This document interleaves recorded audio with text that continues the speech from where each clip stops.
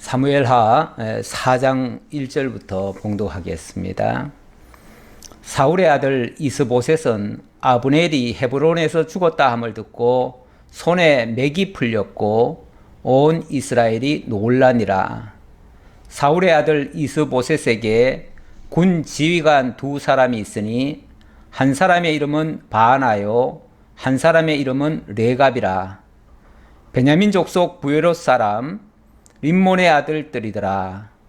부에롯도 베냐민 지파에 속하였으니 일찍이 부에롯 사람들이 깃다임으로 도망하여 오늘까지 거기에 우거함이더라. 아멘. 3절까지 봉독해 드렸습니다. 사울의 아들 이스보셋이 아브넬이 죽었다는 말을 듣고 손에 맥이 풀렸다고 하네요. 온 이스라엘도 마찬가지로 정말 깜짝 놀랐습니다. 충격적인 일이죠. 저도 지나온 세월 속에서 몇 번의 국가적인 큰 재난을 경험한 바가 있습니다. 그 가운데 국가 원수가 죽었다는 말, 시해를 당했다는 말, 제가 그때 신학교 시절이었는데, 그때 신학교 시절이었던가 아니면 제가 그때는 청년회 아마 회장을 하고 있었던 것 같습니다. 그때 청년 회원들과 함께 그때 산기도를 갔었어요. 그래서 밤새도록 정말 국가와 민족을 위하여 또 가족을 위해서 교회를 위해서 정말 밤새 철야를 하면서 기도를 하고, 그리고 새벽에 첫 차를 타고 내려오는데 첫 차에서 정부 발표문이 나오더라고요. 정부 발표문이 나오는데 어젯밤에 대통령 각하께서 시해를 당했습니다. 이 이야기를 하는데 제가 가슴이 철렁 내려앉더라고요. 정말 밤새 나라의 평안을 위해서 기도하고 내려왔는데 딱 들려오는 소리가 국가의 최고 지도자가 죽었다는 말에 정말 맥이 풀리더라고요. 자칫하면 이거 나라 망하는 거 아닌가 싶은 생각도 들고 정말 별의별 생각이 다 들어가지고 제가 그날 하루 종일 아마도 며칠 동안 그랬던 것 같아요. 거의 손에 일이 안 잡혔습니다. 아니 지금 나라가 지금 망해가는 판국에 무슨 먹는 게 입으로 들어가겠습니까? 무슨 일거리가 손에 잡히겠습니까? 정말 넋이 나간 사람처럼 제가 그때 그런 경험이 있었습니다. 지금 이스보셋은 물론 왕입니다. 이스라엘의 왕인데, 왕은 왕이지만 사실은 좀 허수아비 왕이었죠. 그를 부리는 어찌 보면 아바타 같은 왕이죠. 그러니까 실질적인 그의 주인이 따로 있는 거예요. 그의 주인이 어찌 보면 아브넬이에요. 아브넬이 자기를 왕으로 세워줬고 아브넬이 지금까지 어쨌든 나라를 지켜줬어요. 그래서 이스보셋은 얼떨결에 왕은 됐지만은 자기는 왕을 할 의지도 없었고 자격도 없었고 능력도 없었던 사람이에요. 그런 사람이다 보니까 전폭적으로 아브넬만 의지했던 거죠. 그러다 보니까 때때로 그 아브넬이 온갖 만행을 다 했음에도 불구하고, 그리고 실질적인 왕노릇까지 했음에도 불구하고 이 이스보셋은 자기 신하에게 의지를 했어요. 신하만 믿고 그냥 살아왔어요. 그러다 보니까 그걸 악용한 아브넬은 기고만장을 했지요. 얼마나 교만한 행동까지 했습니까? 심지어는 선왕의 첩까지 자기 아내로 취하는 이런 아주 폐륜적인 행위까지도 했지요. 그래 놓고 이스보셋이 그건 너무하지 않느냐라고 한마디 했다가 얼마나 난리를 쳤습니까 또. 뭐 마치 당장 나라를 갖다가 다윗에게 넘겨줄 것처럼 그렇게 아주 공포스럽게 대답도 하고, 실제로 그 나라 바치겠다고 하면서 씩씩거리면서 가가지고는 또 어이없이 죽었잖아요.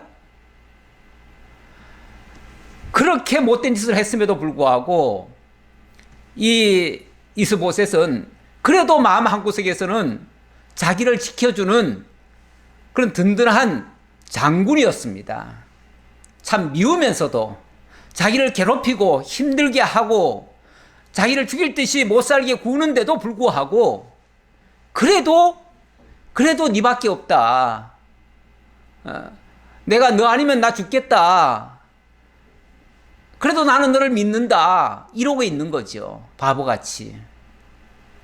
장사하시는 분들이 그런 얘기들을 하시더라고요. 하다못해 짜장면집을 하더라도 주인이 짜장면을, 면을 만들 줄 알고 짜장면을 이렇게 요리를 할 줄 아는 주인이 주방장을 쓰면은요, 주방장이 만약에 지멋대로 하려든지 또 잘못하면은 거기에 대해서 적절하게 제어를 하고 그를 잘 조정해 가지고 정말 맛있는 음식을 만들 수 있습니다. 그러면은 주인이 그 종업원을 정말 종업원처럼 사용할 수가 있는 거죠. 근데 만약에 주인이 짜장면을 전혀 할 줄 몰라요. 짜장면에 대해서 알지도 못해요. 그런 사람이 돈 벌어 보겠다고 중국집 차려놓으면 결국 주방장 믿고 일하는 거거든요. 그러면 이 주방장이 자기 기술 믿고 주인 무시하고, 주인은 아무것도 모르니까 어차피 내 마음대로 할 거야. 그리고 마구 자기 멋대로 합니다. 그런데 들려오는 소리가 별로 안 좋아요. 짜장면 맛이 없다는 둥, 뭐가 안 좋다는 둥. 그러면 주인이 뭐 좀 잘 해보라고 한마디 하면은 난리를 치는 거죠. 알지도 못하면서 왜 간섭하냐고. 그리고 이거는 내 일이니까 내가 알아서 한다고. 그러면서 큰 소리 뻥뻥 치고. 그러면 또 주인은 그 주방장이 혹이라도 또 마음 상해가지고 또 안 해줄까봐 쩔쩔맵니다. 그러다가 어떤 날은 또 행패 부리면은 뭐라고 한마디 하고 싶은데 말을 못해요. 쩔쩔매는 거죠, 한마디로. 그러다가 진짜 그 친구가 지 마음대로 행동해버리면은 낭패 당하는 거예요. 그러면 정말 문 닫는 거예요. 문 닫는 거. 그러면 좋으나 싫으나 간에 그 주방장 믿고 할 수밖에 없어요. 좋아서 하는 게 아니에요. 싫어도 어쩔 수 없어요. 그 주방장 아니면은 당장 장사를 못 하니까요. 지금 이스보셋의 신세가 그 모양입니다. 자기가 아무것도 못하는 존재다 보니까 전적으로 의지하는 거죠. 의지. 그래서 사람을 이렇게 의지한다는 거 좋은 거 아닙니다. 그래서 사람 믿고 뭘 하려고 하면 실망합니다. 사람을 절대적으로 의지하면요, 그 사람의 종됩니다. 그래서 우리가 하나님의 종은 될지언정 사람의 종은 되지 말라고 말씀드리죠. 제가 기회 될 때마다 그 말씀을 드리는데, 사람은요 은근히 자기 기술이 좋으면요 상대방을 깔보고요, 상대방이 뭘 모르는 것 같으면은 완전히 무시하고요, 그리고 자기 마음대로 하려고 하고요, 만약에 뭐 조금 대들면은 막 행패 부리고 자기 어떤 권세나 지위 이용해가지고 그런 짓을 많이 해요. 예, 많이 하기 때문에 그래서 사람은 절대적으로 신뢰도 안 되고요. 절대적으로 너무, 그러니까 내가 모르면서 그렇게 남 믿고 뭘 일하려고 하면은 애시당초 안 되는 겁니다. 그래서 내가 할 수 있는 일을 해야 되는 거죠. 그러면서 필요하면 사람을 쓰는 거죠. 이게 가장 효과적인데, 자관 이스보셋은 이 일 때문에 아브넬에게 그냥 끌려다녔어요. 자기 소나기에 넣고 왕을 주물렀던 거예요. 그리고 자기 마음에 안 들면 내쳐버리기도 하고요. 뭐 지멋대로 하는 거죠. 그래도 제어를 못해요. 예. 그런데 어쨌든 죽었습니다.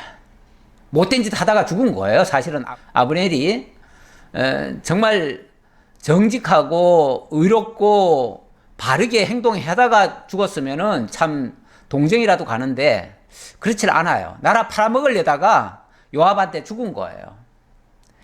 자, 그랬는데 그래도 이스보셋에게는 아직은 희망이 있습니다. 왜 희망이 있냐면 2절에 보니까 사울의 아들 이스보셋에게 군 지휘관 두 사람이 있으니 한 사람의 이름은 바하나요 한 사람의 이름은 레갑이라. 이 사람들은요 베냐민 지파 사람들이에요. 그런데 일찍이 사울이 군 지휘관으로 삼아가지고 그 아들 댁까지 이어져 내려왔어요. 물론 총사령관은 아브넬이에요. 하지만 총사령관은 이미 죽었잖아요. 그래도 군 지휘관이라도 잘 통솔만 하면 군 지휘관을 다시 총사령관으로 임명하면 될 거 아니에요. 그렇게 하고 다시금 아브넬이 지휘하고 있던 그 모든 병권을 이 두 사람에게 줘가지고 이 두 사람으로 하여금 다시 나라를 재정비하면 되지요. 만약에 이스보셋이 어떤 왕의 그 어떤 능력이 있다면 가능하다 그 말이에요. 그러니까 아직은 절망할 일이 아니다 그 말이에요. 그런데 왕이 너무 어떻게 보면 참 나쁘게 표현하면 띨띨한 거예요. 너무 무능한 거예요. 그리고 그냥 오로지 뭐 아브넬 이 아브넬 죽었으니 어떡하냐, 우리 이제 망했다, 우리 죽었다, 끝났다, 이렇게만 하고 있는 거예요. 한마디로 바보같이 병신 같은 그런 행동을 지금 하고 있는 거예요. 이렇게 되면 이 군 지휘관들한테도 채통도 안 서고요. 또 군 지휘관한테도 무시를 당합니다. 멸시를 당해요. 이 지휘관 또는 지도자급에 있는 사람은요, 어쨌든 위치상으로 제일 위에 있는 사람이에요. 제일 위에 있는 사람이 만약에 아랫사람한테 깔보임 당한다, 무시당한다, 멸시받는다, 그러면요, 그 지도자의 자리에서는 내려와야 됩니다. 그 멸시받는 순간부터는 더 이상 지도력이 발휘가 안 됩니다. 말 안 들어요. 그때부터는. 그래서 어떤 경우에도 아랫사람에게 깔보임 당하면 안 돼요. 무시당하면 안 돼요. 이거는 일부러 권위를 내세우라는 게 아니라 그렇게 되어지는 순간부터는 지도가 안 먹혀요. 말씀을 전해도 아마 교회 입장으로 보면은 말씀을 전해도 말씀이 더 이상 안 들어요. 말씀 안 들으면은 그 사람은 더 이상 지도 안 받는 사람이에요. 지도 안 받는 사람은 한마디로 지금 깔보고 있는 거예요. 무시하고 있는 거예요. 그렇게 되어지면 오히려 멸시받는 입장이 돼버려요. 멸시받는 입장이 되니까 완전히 깡그리 무시하고 이제 왕이라도 이제 무시할 거예요. 이제부터 왕이라도 무시하고, 그리고는 자기들 생각대로, 자기들 하고 싶은 대로, 자기들 판단대로 할 거예요. 원래 아랫사람은요, 자기 판단을 하면 안 되는 거예요. 원칙은. 그렇잖아요. 만약에 군 지휘관이라면 누구 말 들어야 됩니까? 일단은 총사령관 말 들어야죠. 근데 총사령관이 지금 부재 중이에요. 그러면 왕의 말을 들어야 될 거 아니에요. 근데 왕이 어쩌면은 좀 우유부단하게 행동했을 거예요. 다시 말하면 빨리 뭘 해야 됩니까? 빨리 총사령관 임명해야죠. 새로 바로 임명하고 그들로 하여금 그에게 자기 사람을 씹어야죠. 어떻게 합니까? 예. 자기 사람을 씹어야 돼요. 그래가지고 자기 말이 먹혀 들어가도록 하고 그 사람으로 하여금 아랫 사람들을 지휘하도록 만들어야 돼요. 그렇게 해서 일사불란하게 땀만 먹지 못하도록. 왜 그러냐면요, 지금 이 사태가 지금 안 좋아요. 일종의 지금 뭐 쿠데타가 일어난 건 아니지만 군의 최고 사령관이 죽었다. 군 지금 지휘 체계가 지금 안 서요. 이럴 때는요, 자칫하면 쿠데타 일어납니다. 쿠데타 일어나요. 원래 어느 나라든지요, 왕권이 약화되든지 아니면은 군을 통솔하지 못하면요, 쿠데타 일어나게 돼 있습니다. 어느 나라든지 그렇습니다. 이럴 때는 빨리 권력을 확보해야 됩니다. 자기 사람을 다 씹어야 됩니다. 어쩔 수가 없습니다. 그렇게 그때는 일단은 모든 것을 다 제압을 해야 됩니다. 나라를 일단은 자기 아래로 다 삼아야 됩니다. 그래야 그런 어떤 반란의 계획을 무너뜨릴 수가 있어요. 그 잘못된 그 판단을 막을 수가 있어요. 그래서 나라가 위태롭게 되거나 진짜 지도자가 시해를 당하거나 어떤 그런 병고가 일어나면요, 제일 먼저 확보하는 것이 병권 확보입니다. 예. 그래서 군 최고 원래 대통령이 하는 일이 원래 저거잖아요. 국군 통수권자잖아요. 예. 군 통수권자예요. 군부터 다스리는 거예요. 특히 전시에는 누구든지 그 군을 붙잡는 자가 가장 힘이 센 자예요. 예.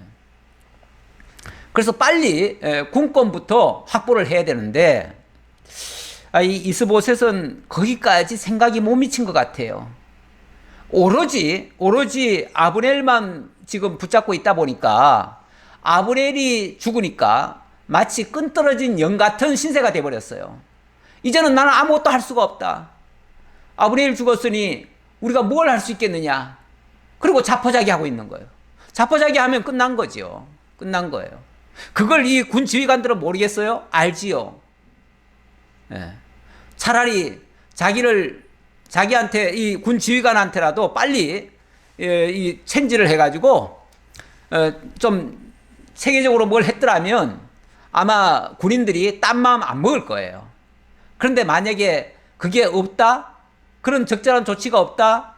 그러면 딴 마음 먹습니다. 딴 마음 먹게 돼 있어요.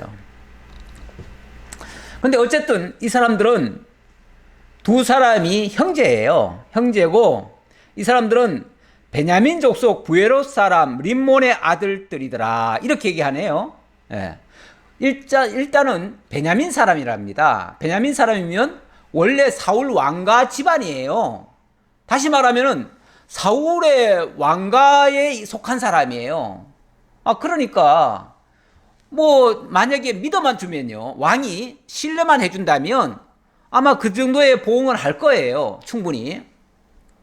그랬으면은 빨리 자 이제 아브넬이 죽었으니 너희가 이 역할을 좀 해다오 하고서 빨리 어떤 조치를 취했어야 될 거예요. 그렇게 했으면은 뭐 어쨌든 이 이스보셋이 왕권을 유지하는 데는 좀 유익하지 않았을까라는 생각입니다. 물론 뭐 역사에는 만약이라는 게 없대요. 우연도 없고 만약도 없고 결국은 필연적으로 되어지는 일이긴 한데 결과적으로 말하면 뭐 하나님의 뜻대로 돼가겠죠. 돼가는데 어쨌든 이스보셋의 입장에서는 참 안타까운 일이다 그 말이죠.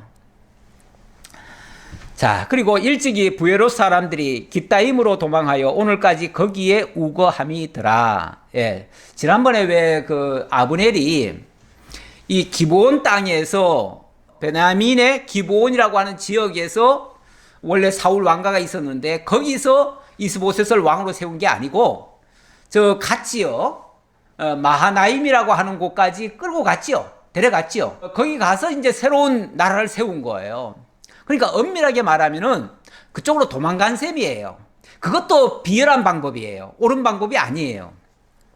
뭐든지 정석대로 안 하면요, 나중에 가보면 그게 큰 부작용들이 일어납니다. 그래서 힘들고 어려울수록요, 정석대로 하라는 말이 있어요. 예. 힘들다고 해가지고 자꾸만 방법 찾고 수단 찾고 그래가지고 빙빙 돌리고 뭐 우회적으로 하고 뭘 어떻게 자꾸 작전 쓰고 뭘 하다 보면요, 나중에 가면 다 꼬여가지고 무엇이 원칙인지조차도 몰라요. 예. 결국 이들은 깃다임으로 가가지고 그쪽에서 쉽게 말하면 나라를 세운 셈인데 이들이 살겠다고 어떤 방법을 찾고 그러다가 아브넬을 따라서 엉뚱한 데 가가지고 지금 왕노릇 하는 거예요. 그러다 보니까 이 이스보셋은 자기 지역에서 자기 사람들의 추대를 통해서 왕이 돼야 그 어떤 힘이 있죠. 힘이 있는데 다른 지역에 가서 왕노릇 하려고 하면요, 주변의 모든 자기 돕는 세력이 다 끊어지는 상태가 돼버려요. 그렇죠? 원래 그 악한 자들이 어떤 사람을 자기 아랫사람처럼 부리고 자기 종처럼 하려고 할 때 하는 방식이 있습니다. 그렇게 하는 걸 뭐라고 그러냐면 가스라이팅이라고 그래요. 가스라이팅. 근데 가스라이팅이라고 하는 건 원 단어는 희미한 불이라는 뜻이에요. 다시 말하면 그의 주변을 다 끊어요. 그를 돕는 모든 세력을 다 없애요. 그리고 계속 다른 사람에 대해서는 안 좋게 얘기를 해요. 그리고 나만 너를 돕는 자다 이렇게 세뇌를 시켜요. 그러면은 이 사람은 어느새 자기를 돕는 사람은 아무도 없어요. 그리고 오로지 이 사람만이 나를 돕는 자구나 이렇게 믿게 만들어요. 그러다 보니까 이 사람이 죽으라고 하면 죽는 신용도 해야 되고요. 이 사람이 시키는 대로 뭐든지 다 해야 돼요. 예. 그래서 이 가스라이팅에 한번 걸려든 사람은요, 완전히 그의 종이 돼버려요. 그가 시키는 대로 그 사람만이 그냥 나의 유일한 구원자가 될 거라 이렇게 믿고 있어요. 그런데 그렇게 하는 사람이 만약에 죽든지 잘못되든지 하면은 자기는 완전히 절망에 빠지는 거죠. 자기를 돕는 사람은 아무도 없다고 생각하는 거죠. 어찌 보면 이 이스보셋은 아브넬의 가스라이팅에 걸려든 사람이에요. 그러다 보니까 그의 종로로 지금 하고 있었다가 결국 그가 죽으니까 아무것도 못하는 이런 신세가 돼버린 거죠. 참 불쌍한 거죠. 자, 이런 상황. 한마디로 이스보셋에게는 지금 소망이 하나도 없습니다. 당연히 이런 사람 밑에서 군 지휘관을 하고 있는 여기 레갑과 바하나 이 두 사람도 봤을 때 우리 왕은 한마디로 바보, 병신, 아무것도 모르는 등신이야 이렇게 생각하는 거죠. 한마디로 무시당하는 거죠. 무시당하는 거예요. 거기다가 4절부터 보니까 사울의 아들 요나단의 또 아들 이야기가 나오네요. 사울의 아들 요나단에게는 다리 저는 아들 하나가 있었으니 이름은 무비보셋이라. 전에 사울과 요나단이 죽은 소식이 이스라엘에서 올 때에 그의 나이가 5살이었는데 그 유모가 안고 도망할 때 급히 도망하다가 아이가 떨어져 절게 되었더라. 왜 갑자기 이 얘기는 할까요? 지금 한마디로 사울 왕가에 왕이 될 만한 사람이 없다 이 얘기하려고 지금 이 얘기를 하는 거예요. 원칙적으로는 지금 이스보셋이 어찌 보면은 왕의 수명이 다 됐어요. 아브넬 죽고 나니까 이 이스보셋은 더 이상 왕노로 탈 의지도 없고 능력도 없어요. 거의 자포자기 상태예요. 그러면은 다른 사람이라도 왕을 세워야 될 텐데 왕을 세울 만한 사람이 있는가 찾아보니까 한 사람 있기는 있어요. 누구냐 하면은 바로 사울의 아들 요나단에게 아들이 하나 있었다. 그러니까 손자죠. 사울의 손자인데 이 손자가 하나 있기는 있었는데 그의 이름은 무비보셋이고요. 그런데 이 사람은 아직 어려요. 어린데다가 또 다리를 지금 절고 있어요. 한마디로 지금 불구자가 됐다는 거죠. 장애인이 됐다는 거죠. 왜 그렇게 됐냐 하면 그 사연을 잠깐 소개하는데 전에 왜 사울과 요나단이 길보아 전투에서 블레셋과 싸우다가 전사를 했잖아요. 전사했다는 소식이 사울 왕가에 들려졌어요. 그때에 이 사람의 나이가 5살밖에 안 됐어요. 근데 그 유모가 아직 5살이니까 뭐 아직도 젖도 더 먹이고 이렇게 지금 돌봐주고 있었는데 사울 왕과 요나단이 죽었다. 그리고 이제 나라가 다 망했다라고 하니까 어떻게 해서든지 그 유모들은요, 그 왕자급에 있는 사람들을 위기 상황에서 보호를 해야 된다라고 하는 이 책무감이 있습니다. 있기 때문에 얼른 이 왕자는 아니지만 왕자의 아들인 거죠. 근데 이 아들을 이제 왕손이니까 빨리 보호를 해야 된다 해가지고 어디로 도망을 갔습니다. 도망을 가는데 너무 급하게 가다 보니까 그만 돌부리에 넘어졌는지 어쨌는지 그냥 넘어지면서 아마 그 아이를 놓쳐가지고 그 아이가 땅에 떨어지면서 다리가 부러졌는지 그때부터 걷질 못하는 거예요. 제대로 걷질 못해요. 왕은 뭐 오늘날 같이 이렇게 문민정부의 왕이라면은 그냥 말로만 다스려도 돼요. 근데 옛날에 이 왕은요, 그야말로 이 군사를 움직일 정도, 뭐 소위 말해서 자기가 장군이 돼야 돼요. 장군이 돼야 어쨌든 군대도 통솔하고 군을 마음대로 지휘할 수가 있어요. 근데 아까도 얘기했듯이 자기가 싸울 줄도 몰라요. 그런데 왕이 되면 밑에 사람들이 다 자기 깔보지요. 무시하지요. 누가 자기 말 듣겠어요?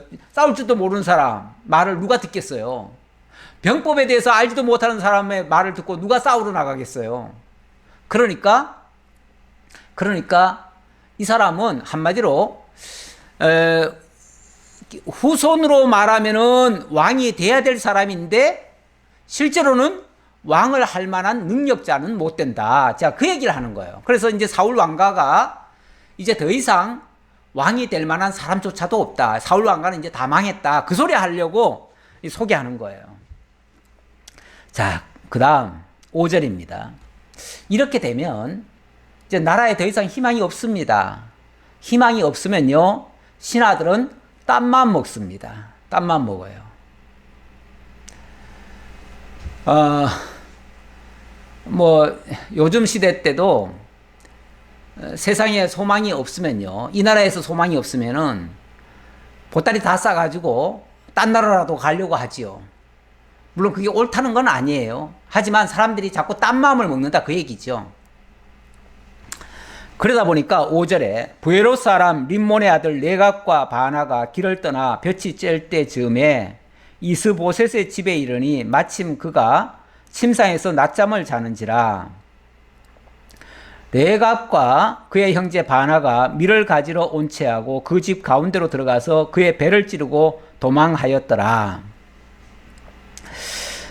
지금 여기에 그라고 하는 표현이 무비보셋을 얘기하는 건지 이스보셋을 얘기하는 건지 정확치는 않습니다. 정황적으로 봐서는 무비보셋을 그렇게 했다라는 말로도 들려요. 근데 정확치는 않아가지고 제가 어쨌든 누구다라고는 얘기를 못 하겠는데 분명한 사실은 이 군 지휘관들이 무슨 생각을 하냐면 이제 이 나라는 끝났다 이렇게 판단을 한 것 같아요. 판단을 하니까 이제 왕이 될 자들을 다 제거하려고 하는 거죠. 없애려고 하는 거죠. 왜 그런 생각까지 할까요? 우리의 행동이라고 하는 거는 어떤 자기 가치 판단에 따라 움직이는 거거든요. 그래서 이게 옳다라고 인정을 하게 되면 스스로가 인정을 하게 되면 그건 결단에 옮기는 거예요. 근데 이 사람이 판단할 때는 이제 이 나라는 망했다. 망한 나라는 우리 손으로 어떻게 막을 방법이 없다. 이거 지킬 방법이 없다. 그렇다면 이제 우리가 살아야 되지 않겠느냐. 살려면 어떻게 하는가? 우리가 살 수 있는 유일한 방법은 우리 몫을 챙겨야지요. 우리 몫 챙기려면은 군인이 몫을 챙긴다는 거는 어떤 전공을 올려야 되거든요. 근데 그 전공을 어디서 올리냐면은 이 왕가를 무너뜨리고, 표면적으로 보면 다윗과 지금 사울 왕가는 서로 원수지간 아닙니까? 그러니까 이 사울 왕가를 무너뜨리는 것이 다윗 왕가에게는 이롭게 하는 거니까 나중에 다윗한테 가면 칭찬받을 거 아니냐, 그 얘기죠. 이런 엉뚱한 해석을 하는 겁니다. 그래가지고 일단은 그를 찌르고 배를 찌르고 도망했대요. 그래서 어쨌든 한번 지금 악한 행동을 했습니다. 그 다음 그들이 집에 들어가니 이스보셋이 침실에서 침상 위에 누워 있는지라. 그를 쳐 죽이고 목을 베어 그의 머리를 가지고 밤새도록 아라바 길로 가 헤브론에 이르러 다윗 왕에게 이스보셋의 머리를 들이며 아뢰되, 왕의 생명을 헤아려 하던 원수 사울의 아들 이스보셋의 머리가 여기 있나이다. 여호와께서 오늘 우리 주 대신 왕의 원수를 사울과 그의 자손에게 갚으셨나이다 하니, 와, 이런 짓까지 하네요. 완전히 막장이네요. 예, 이들이 어디까지 지금 일을 벌리냐면은 왕의 침실까지 뛰어들어갔어요. 그래가지고는 침상에서 잠자고 있던 이스보셋을 그냥 바로 쳐 죽였습니다. 그리고 그의 목을 베었습니다. 그리고 그의 머리를 가지고 그 길로 밤새도록 아라바 길로 헤브론까지 단걸음에 달려갔습니다. 그리고는 다윗 왕에게 마치 무슨 기쁜 소식이라도 전하는 것처럼 왕이여, 내가 아주 중대한 왕의 원수를 갚아드렸습니다 하고 와서 이제 보고를 하네요. 아니, 언제 다윗이 단 한 번이라도 사울을 향해서 나의 원수다 이렇게 말했습니까? 다윗은 사울을 원수시하지 않았습니다. 사울은 다윗을 원수시했어요. 대적으로 얘기했어요. 하지만 다윗은 한 번도 사울을 원수시하지 않았습니다. 심지어는 하나님이 사울을 다윗에게 붙여주셨음에도 불구하고 그때마다도 한 번이 아니라 두 번이나 그렇게 붙여줬죠. 그렇게 두 번 붙여줬을 때도 다윗은 뭐라고 그랬냐면 하나님의 기름 부음 받은 자에게 손을 대지 말아라. 자기도 손을 안 댔고 자기 신하들 누구도 막 건드리려고 하는 자들에게 절대 엄명을 했습니다. 절대 그렇게 하면 안 된다. 그들이 좋든 싫든 하나님이 기름 부어 세운 왕이다. 우리가 손대면 안 된다. 우리가 만약에 하나님의 기름 부음 받은 자를 건드리면 우리가 하나님을 대적하는 것과 똑같다. 이렇게 말했습니다. 이거는 이들의 큰 착각이죠. 큰 착각이에요. 다윗은 결코 사울을 대적시하지 않았습니다. 미워조차도 안 했습니다. 그렇게 자기들을 미워하고 죽이려 했지만은 다윗은 미워조차도 안 했어요. 미워할 물론 뭐 가치도 없어요, 사실은. 하지만 그렇게 하는 것조차도 옳은 일이 아니라는 걸 알기 때문에. 자, 이렇게까지 하니까 다윗이 부에롯 사람 림몬의 아들 레갑과 그의 형제 바나에게 대답하여 그들에게 이르되 내 생명을 여러 환난 가운데서 건지신 여호와께서 살아계심을 두고 맹세하노니. 다윗이 맹세하듯이 얘기를 합니다. 내가 맹세코 너에게 얘기하겠다. 분명히 알아라 그 말이죠. 분명히 알아라. 내 생각을 분명히 좀 알아라. 나는 결코 그런 생각 한 적 없다.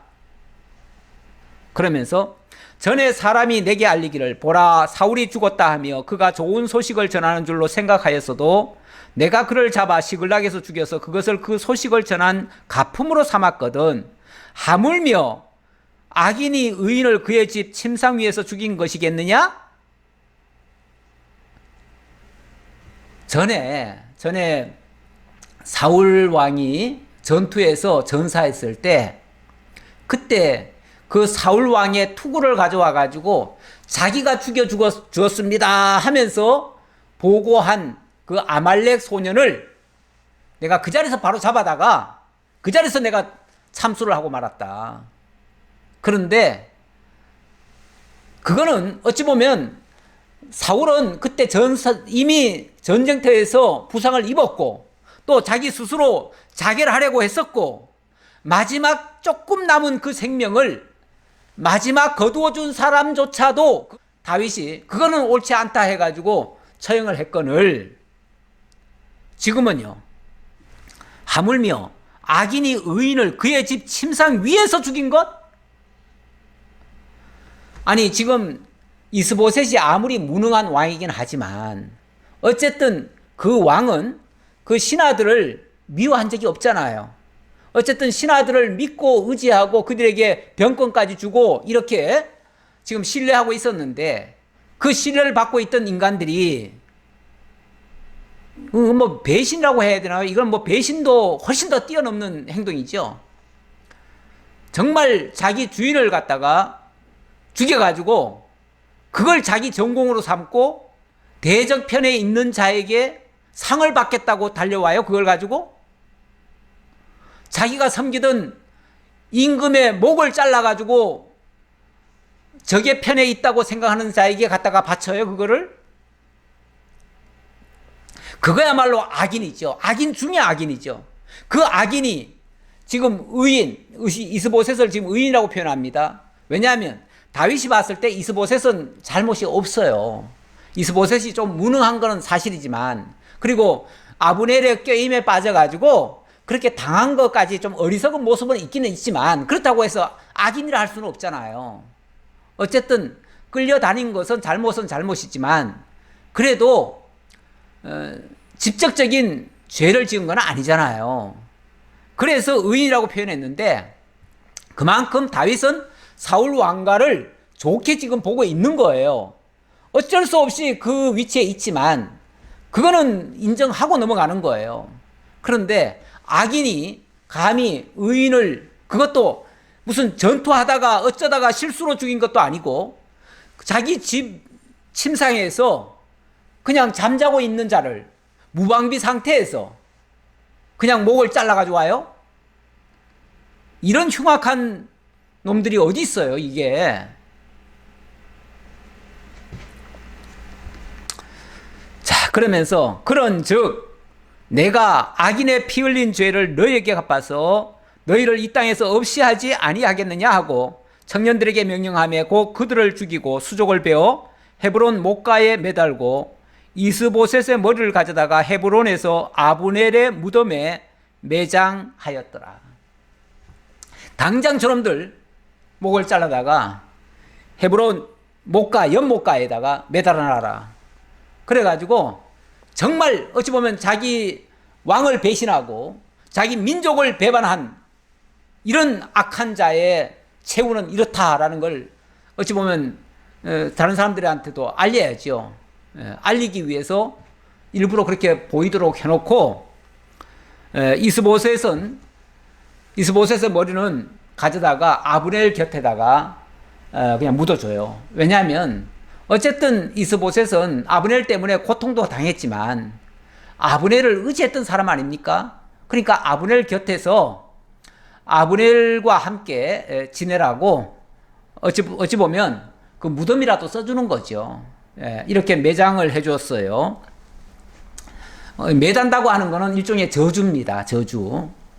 그리고 이 매장된다는 거는요, 어찌 보면 편안히 그 자기 묘실로 들어가는 셈이에요. 그러니까 그거는 매장된다고 하는 것은 저주의 의미가 없어요. 그거는 평안한 데로 돌아간다, 이런 의미가 돼요. 자, 이렇게 해서 다윗으로서는 최선을 다한 거죠. 악한 자들의 그 악행에 대해서는 절대 용납을 하지 않습니다. 나를 이롭게 한다고, 내게 유익을 준다고 하더라도 그게 만약에 옳은 것이 아니면 다윗은 어찌 보면 그것은 거절하지요.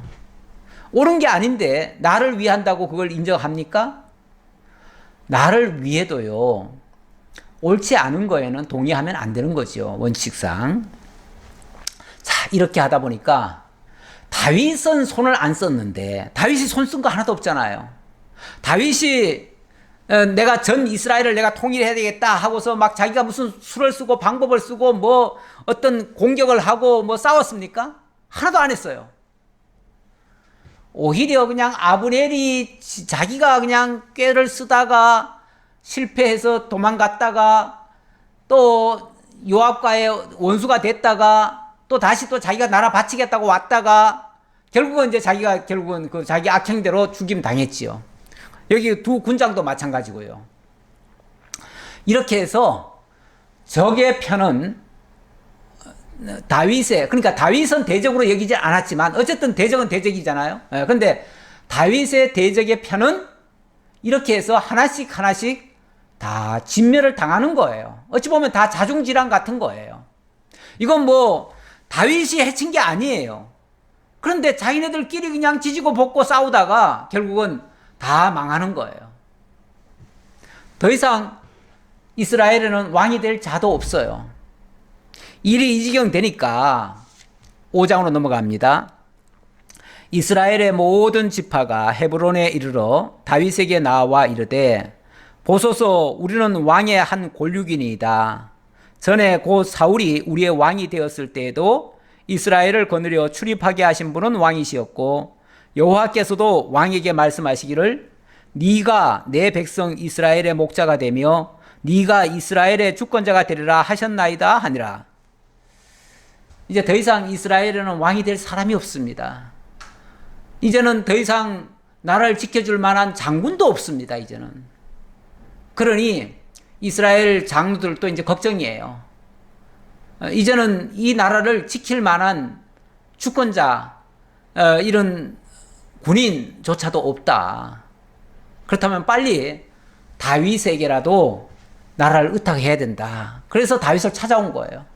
찾아와 가지고 이제 한다는 말이 전에 사울이 우리의 왕이 되었을 때에도 이스라엘을 거느려 출입하게 하신 분은 바로 다윗 당신입니다. 예. 그러면서 또 앞에서는 또 우리는 다 왕의 한 골육 아닙니까? 우리 다 한 아브라함의 후손, 또 다 한 야곱의 자손들 아닙니까? 다 이스라엘 자손들 아닙니까? 지금은 뭐 유다 지파니 무슨 지파니 베냐민 지파니 이렇게 나뉘어져 있지만은 원래 우리 다 한 골육 아닙니까? 그 얘기죠. 이 말은 무슨 뜻이죠? 이제 우리 하나 돼야 되지 않겠습니까? 그러면서 사울 왕이 왕노릇 할 때도 실질적인 왕의 권세는 다윗께 있었습니다. 당신이 다 하셨습니다. 나라를 지켜준 것도 당신이었습니다. 사울은 기껏해야 천천히요.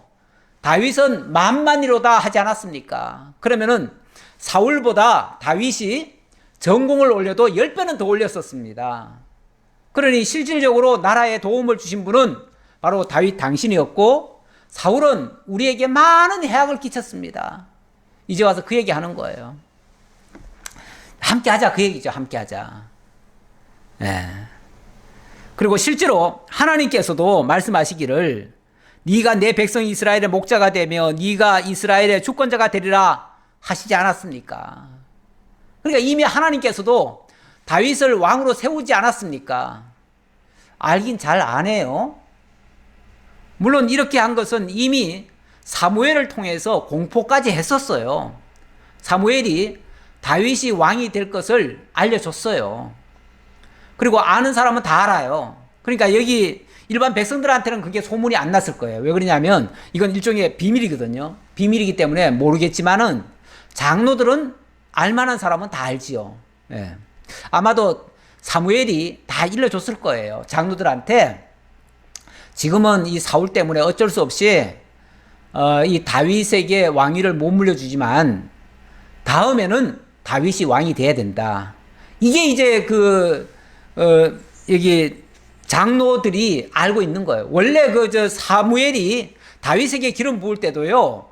그때 장로들을 초청했어요. 해가지고 장로들이 있는 데서 다윗에게 기름 부어줬거든요. 그러니까 알만한 사람은 다 알아요. 근데 지금까지 사울이 무서워가지고 말도 못하고 있었던 거예요. 그리고 사울이 죽은 다음에도 아브넬이 무서워서 또 말 못하고 있었던 거고요. 근데 이제 뭐 아브넬도 죽었죠. 사울도 죽었죠. 더 이상 이스라엘 땅에는 왕감이 없어요. 왕감이 없으니까 이제 왔다는 거예요. 이에 이스라엘 모든 장로가 헤브론에 이르러 왕에게 나오매 다윗 왕이 헤브론에서 여호와 앞에 그들과 언약을 맺음에 그들이 다윗에게 기름을 부어 이스라엘 왕으로 삼으니라. 이렇게 해서 결국은 다윗이 왕이 전체 통일 이스라엘의 왕이 되네요. 전에는 유다 한 지파의 왕이었는데 이제는 통일 이스라엘, 전체 이스라엘의 왕이 되었습니다. 그런데 그때 나이가 몇 살이냐면 4절에 보니까 다윗이 나이가 30세에 왕위에 올라 40년 동안 다스렸으되 헤브론에서 7년 6개월 동안 유다를 다스렸고 예루살렘에서 33년 동안 온 이스라엘과 유다를 다스렸더라. 그런데 여기 보니까 원래 다윗이 헤브론에서 왕이 됐을 때의 나이가 30세였거든요. 30세였는데 거기서 7년 6개월 동안 다스렸다고 하네요. 근데 지난번에 보면은 이스보셋이 왕으로 있은 지 2년밖에 안 됐다 그랬습니다. 2년 밖에는 왕 노릇을 못했다, 그 얘기가 나왔어요. 그렇다면 어떻게 된 거죠? 그렇다면은 나머지 한 5년은 어떻게 된 거죠? 그러니까 이 4장과 5장 사이에, 또는 중간에 이렇게 이제 이스라엘 그 장로들이 왔다가 그 다음에 본격적으로 왕위에 오르기까지는 상당 기간이 있었다, 그 얘기예요. 적어도 한 4, 5년은 그 정도의 공백이 있었다. 그러면 그 기간 동안은 뭐 했는가? 그 기간 동안은 어찌 보면 협상한 거죠, 협상. 예, 협상한 거예요. 여기 3절에도 다시 보면요, 그 장로들이 또 왔다고 하잖아요. 그러니까 앞에 5장 1절 2절에서 와가지고 이야기한 게 있고요.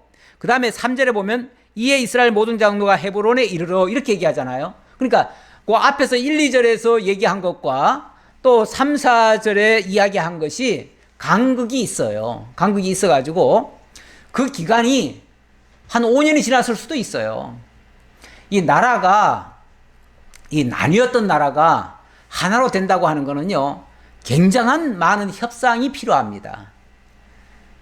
우리나라도 나중에 남북한이 혹시라도 통일이 되어진다면, 이건 물론 뭐 지금으로 봐서는 요원한 일인데, 우리 하나님이 어느 날 되게 하시려면 순식간에 될 수도 있어요. 이렇게 또 여기서 말하는 것처럼 자기 그 지도자를 해치고 그리고 또 오려고 하는 친구들도 있을는지 몰라요. 북한에서도.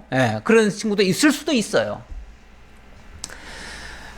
뭐 어떤 일이 있을는지는 모르지만, 그래서 그게 두려워가지고 북한은 저렇게 철권 통치를 하고 자기 외에는 아무도 못 믿지요. 측근도 그래서 계속 교체하잖아요. 그 못 믿어서 그래요. 그렇게 하는데, 만약에 이것이 이제 남북이 만약에 통일된다, 여기 지금 어찌 보면 이스라엘도 지금 남북이 통일되는 꼴이잖아요. 통일되는데, 통일되려고 하면 서로 조약이나 어떤 언약을 또 맺어야 됩니다. 그래서 서로 간에 해치지 않고, 또 불이익을 주지 않고, 과거에 대해서 묻지 않고, 과거에 너희들은 우리한테 협조하지 않았지 않느냐, 그때 우리를 대적하지 않았지 않느냐, 그때 우리와 싸우지 않았지 않느냐, 이런 얘기 하면요, 끝도 없이 계속 평행선을 그어야 되고요, 계속 앞으로도 계속 갈등의 요소가 있습니다. 그래서 이걸 막으려면 철저하게 서로 협상을 잘해야 됩니다. 그래서 조약을 맺어놔야 됩니다. 지금도 저 독일과 동독과 서독 간에 나라가 나뉘었다가 통일이 됐잖아요. 통일이 되고 난 다음에 처음에는 막 갑자기 되는 바람에 제대로 조약도 안 맺고 막 통일이 돼버렸는데, 나중에 그게 제대로 그 효력을 발휘하고 뭐 할 때 굉장히 협상을 많이 하고 그 뒤에도 굉장히 많이 바꿨다고 그래요. 그거 하지 않으면은 굉장한 그 불이익도 있고요, 또 차별도 있고요, 서로 대적하는 관계가 있습니다. 그래서 그런 걸 막으려면 협상이 필요하고 그 기간이 또 필요했다, 그 얘기고요. 자, 6절입니다. 왕과 그의 부하들이 예루살렘으로 가서 그 땅 주민 여부수 사람을 치려하며 그 사람들이 다윗에게 이르되 네가 결코 이리로 들어오지 못하리라.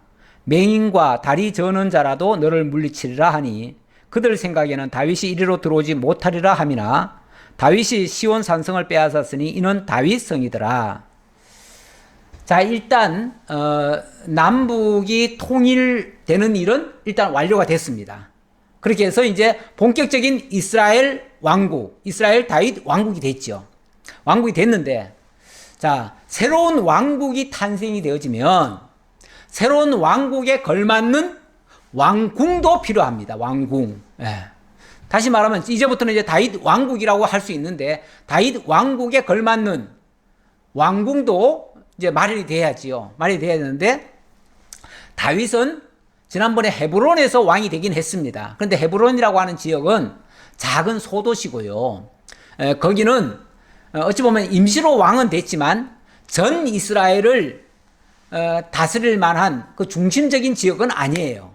그러다 보니까 그 중심적인 지역이 될 만한 곳, 그곳을 이제 찾는데 다윗이 어디를 생각을 하고 있냐면은 바로 이 예루살렘이라고 하는 지역, 그곳을 다윗은 생각을 하고 있었습니다. 그런데 이 안타깝게도 이 예루살렘이라고 하는 지역은 지금 이스라엘이 차지를 못했어요. 그 지역을. 왜 그러냐면 거기에 가나안 족속 가운데 여부수 족속이 있었는데 그 여부수 족속에게 그 땅을 쉽게 말하면 맡겨놨어요. 여부수 족속이 아마도 출애굽하고 난 다음에 갈렙과 여호수아가 이제 가나안 땅을 점령할 때 그 여부수 사람들이 협상을 했을 거예요. 협상을 해가지고 그들과는 싸우지 않기로 맹약을 했었고, 그래서 그들에게 일정 지분을 쉽게 말하면 준 거예요. 줬고 그들이 평화조약을 맺어가지고 그들이 땅을 차지하도록 내버려 둔 것 같아요. 그러다 보니까 이 지역은 어찌 보면 여부수 족속의 그 도성이 돼버린 거죠. 그래서 여부수 사람들이 그곳에다가 성을 쌓고 일체 이스라엘이 넘보지 못하도록 아주 강력한 그런 위치를 지금 차지하고 있었던 거죠. 그런데 거기를 지금 다윗이 쉽게 말하면 여기가 내 왕궁이 돼야 된다, 이렇게 말을 하니까 여부수 사람들 입장에서는 아니다, 여기는 우리 지역이다, 여기는 못 들어온다, 이렇게 이제 버티는 거예요. 버티면서 그냥 버티는 게 아니라 뭐라고 얘기를 하냐면, 감히 너희들이 우리를 지금 친다고? 너희들이 우리한테 상대가 될 줄 알아? 이런 식이에요. 그러면서 너희들이 만약에 들어온다면은 우리가 맹인과 다리 저는 자라도 너를 물리치리라. 이거는 상대방을 완전히 깔아뭉개는 소리거든요. 우리 정규군이 너희들을 상대할 것도 없이 우리에게서는 소경, 눈 감고도 너희들을 이길 수 있다, 그 얘기잖아요. 거기다가 다리 저는 자도, 소경이나 다리 저는 자도, 원래 다리 저는 자는 사실은 싸움하기 힘들잖아요.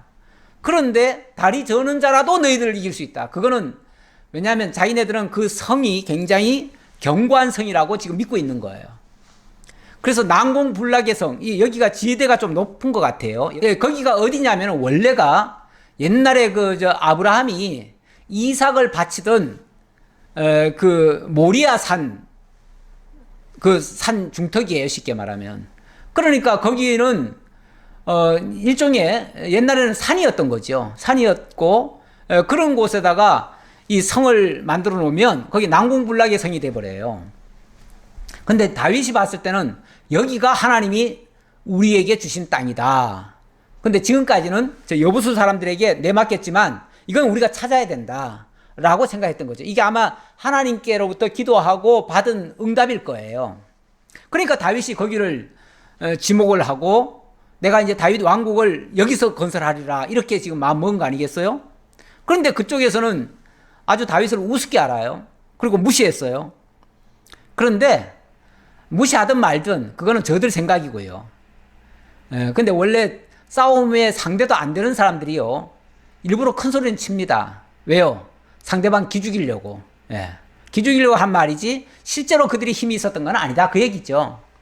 그래서 7절에 보니까 다윗이 시온산성을 빼앗았으니 이는 다윗성이더라. 결국 여기를 이제 시온산성이라고도 얘기를 하는데 그 시온산성을 다윗이 빼앗아서 결국 다윗성으로 만들었다, 그 얘기죠. 그러면서 8절, 거기서 끝나는 게 아니고요. 그날에 다윗이 이르기를 누구든지 여부수 사람을 치거든 물깃는 대로 올라가서 다윗의 마음에 미워하는 다리 저는 사람과 맹인을 치라 하였으므로 속담이 되어 이르기를 맹인과 다리 저는 사람은 집에 들어오지 못하리라 하더라. 언뜻 들으면은 다윗이 맹인과 다리 저는 사람은 되게 미워한다고 그러네요. 다윗이 그렇게 좀 불구인 사람을 멸시하고 천대했나요? 그게 아니죠. 여부수 사람들이 다윗을 어디다가 비유를 했냐면 저 소경과 다리 저는 자라도 상대해서 그들을 물리칠 것이다. 다시 말하면 우리의 맹인과 절름발이만도 못한 놈들이다, 이렇게 욕을 했다는 거죠. 그러니까 거기에 대응해서 다윗이 뭐라고 그러냐면은, 그래? 너들 그 소경, 너들 그 다리 저는 자들 얼마나 잘났는지 보자. 예. 잘난 게 뭐가 있겠어요? 뭐 그렇게 대단하겠어요? 그러니까 그런 사람들이 어찌 보면 다윗에게 미움거리가 되어버렸다, 그 얘기죠. 다윗이 그 사람들을 차별하는 게 아니고 여부수 사람들이 다윗을 그런 식으로 멸시하니까 다윗이 그들이 멸시의 대상으로 삼았던, 멸시의 어떤 그 본으로 삼았던 그런 자들을 미워했다, 그 얘기죠. 그건 여부수 사람들을 미워했다는 얘기나 똑같은 얘기예요. 다윗이 그 산성에 살면서 다윗성이라 이름하고 다윗이 밀로에서부터 안으로 성을 둘러싸으니라. 밀로에서부터 이제 더 상을 확장했다, 그런 뜻이죠. 확장했다. 자, 그러면서 다윗 만군의 하나님 여호와께서 함께 계시니 다윗이 점점 강성하여 가니라. 점점 강성하여 가니라. 우리 하나님께서 다윗에게 훨씬 더 큰 힘과 능력 주셔서 정말 승승장구, 이제는 다윗을 거스릴 자가 없습니다. 다윗을 대적할 자가 없습니다. 만약에 다윗을 대적하는 자가 있다면 여부수 사람들처럼 산산조각이 날 거예요. 만약에 여부수 사람들이 정말 지혜가 있었다면 옛날에 그 여호수아한테 협상했듯이 다윗이 만약에 원한다면은 다윗에게 줬어야 될 거예요. 주고 차라리 자기들에게 살 자리를 그럼 따로 달라, 이렇게 해가지고 협상으로 통해서 했어야 될 거예요. 왜 그러냐면 이 지역은 하나님께서 다윗에게 주기로 일찍이 아브라함에게 모리아 산을 제물 드리도록 장소를 정하는 자리 아니에요? 하나님이 받으시는 장소 아니었어요? 예. 하나님이 미리 예비하신 장소라고 그랬어요. 예. 모리아 산은. 그 예비한 장소를 다윗에게 주는 것이 맞고요. 이 장소가 나중에 우리 주 예수 그리스도를 통해서 또 세워져야 할 장소예요. 여기가 나중에는 또 예루살렘 성전이 세워질 장소이기도 해요. 그런 이런 역사적 장소, 이게 하나님이 정하신 장소인데 이거는 하나님이 그걸 주시려고 여부수 사람들한테 맡겨놨다가 빼앗아 가지고 그 성을 예루살렘이라 이름을 바꾸고 그것을 다윗 성을 만들고 거기다가 성전을 짓고 이렇게 하는 거거든요. 이렇게 하는 것은 하나님의 계획대로 되는 거예요. 그래서 이거는 하나님께서 그와 함께 해서 점점 강성하게 해가시는 그러한 하나님의 도우심의 역사다, 이렇게 말씀드릴 수 있겠습니다. 기도하겠습니다. 아버지 하나님 감사합니다. 오늘도 하나님이 저희와 함께 하시면서 또 다윗과 함께 하신 역사를 들려주셔서 너무나 감사합니다. 항상 이 세상은 도전의 세력이 있습니다. 대적하는 세력도 있습니다. 핍박하고 어려움을 주는 환난의 세력들도 있습니다.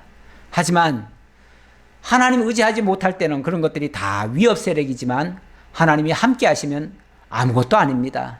여부수 족속들이 그렇게 위협했지만 사실은 싸워보니 아무것도 아니었습니다. 우리 주 하나님이 함께 하시면 점점 더 강성해 간다는 것을 깨닫습니다. 저희와도 하나님이 함께 하실 줄 저희들 믿고 이 거친 세상 힘차게 달려갑니다. 주님께서 인도하시고 승리를 맛보게 하여 주옵소서. 감사드렸고 예수님 이름으로 기도하옵나이다. 아멘.